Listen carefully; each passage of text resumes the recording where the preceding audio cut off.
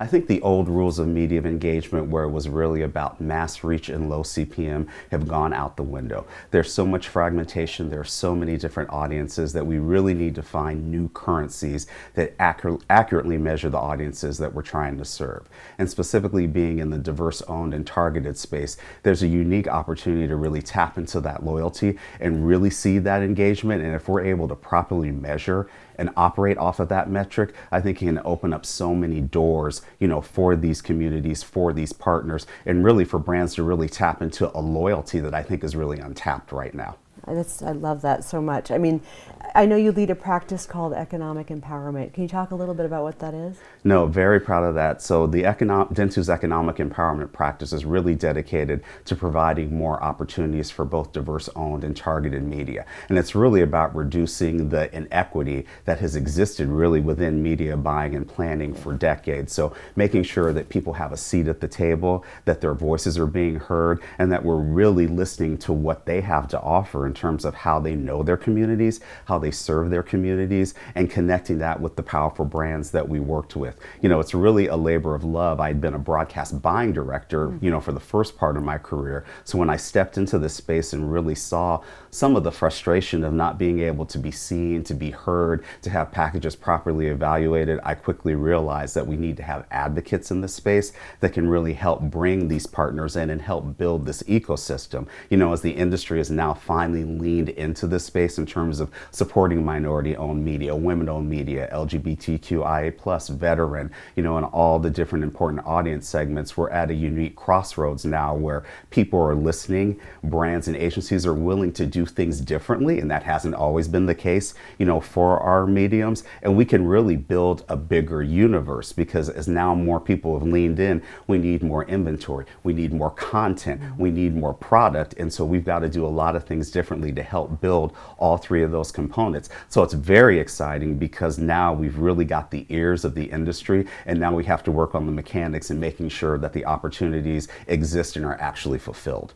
So we live in an era appropriately where consumers, I think, are more attuned to the sort of values and ethos of brands than they sort of ever have been before, and that can move markets.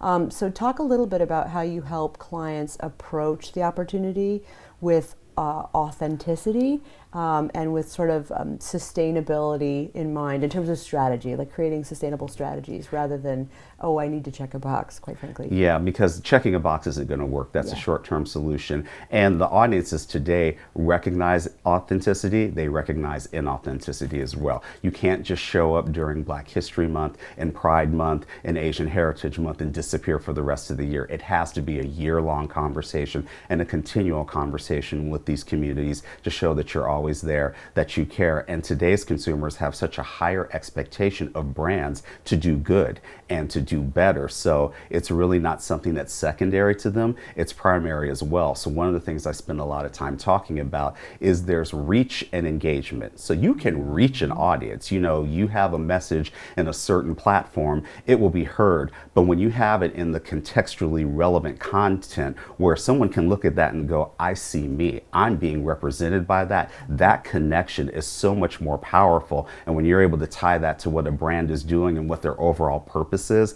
that's when you get the magic, the magic quotient that really works. And so that's why you really have to look at how it's affecting the consumers' lives, how it's really making it better, or really it's something impactful. We had one program we did with an audio series, and we touched on some of the social issues that, quite honestly, in a brand safety world where, a lot of times you want to shy away from certain topics, but for a lot of the communities, these are the topics that we're talking about when you're going back to George Floyd and things of that nature. It's how you have that conversation correctly and how you support those messages. And with that audio program that we did, some of the research that we got back was I was surprised that brands were willing to surround themselves with that content. And that was very important to me as a consumer because it's affecting my life. So it's making that type of connection where you really have to be purposeful with what you're doing. But if you do it the right way, people see that, they appreciate that, and they know, okay, this is a company that's here for the long haul. Yeah, I mean, that feels like a perfect example of attention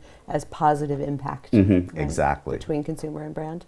Exactly. Yeah. I mean, it just hit that sweet spot. And we're like, okay, but that also involves making sure you have the right people at the table up front in terms of the content that you're producing, where you're distributing it, who is seeing it, so that it all makes sense in one loop. A lot of times for what I do in economic empowerment, a lot of times it fell on the investment side as the last wall of people who made the selections of who was getting purchased or who we were doing content with. We've been very purposeful in realizing this is a conversation that involves everyone from the start. We have to have the client input, we have to have strategies input, we have to have data, which is having so much more of an impact now, analytics as well as investment. So it's not just one group's responsibility to do this lift. Everyone has to be involved in this discussion and progress. I mean, that feels right? Yeah, and it just makes sense. Yeah. It's a collective effort and a collaborative effort. Yes.